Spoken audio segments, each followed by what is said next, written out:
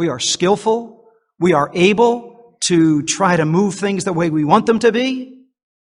But there was that which Israel could not control. The cloud rested, the cloud moved. So that God can use circumstances, closed doors, open doors, opportunities that avail themselves, opportunities that suddenly dissipate, job losses, reversals. All of that is the way in which God in His sovereignty is guiding you and guiding me. There was no pattern. There was no predictability. They had no power to control it. All was at God's discretion. All was under God's wisdom. All was under God's total control. And all Israel could do would be to keep their eye upon the cloud.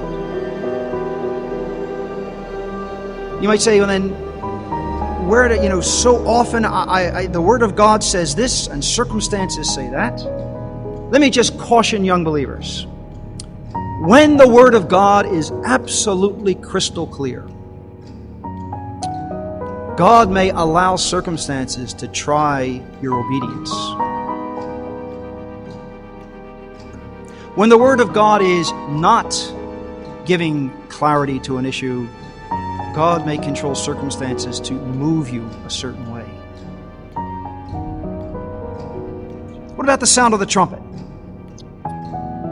Sound of the trumpet is scriptural guidance, the Word of God. So that God said when it comes to this, there are a variety of reasons, and there is absolute sufficiency in those trumpets for every occasion for the people of God.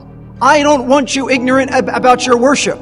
Your worship will be directed by the trumpets. I don't want you ignorant about warfare. Your warfare will be directed by the trumpets. I don't want you ignorant in your walk.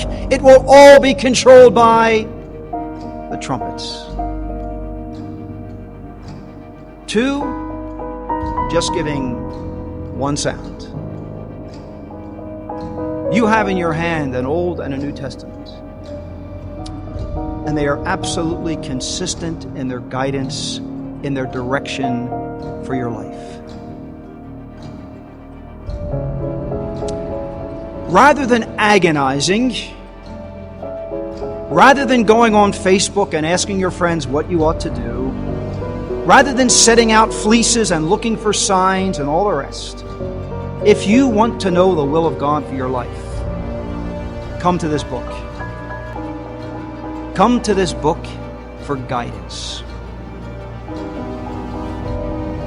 Now, there are 3 ways that we learn the will of God. First of all, there are what are called the clear precepts of the Word of God. Clear precepts. There's no question. There's no getting around it. There's no wiggle room. Wrong to lie. Wrong to steal. Wrong to be unequally yoked together.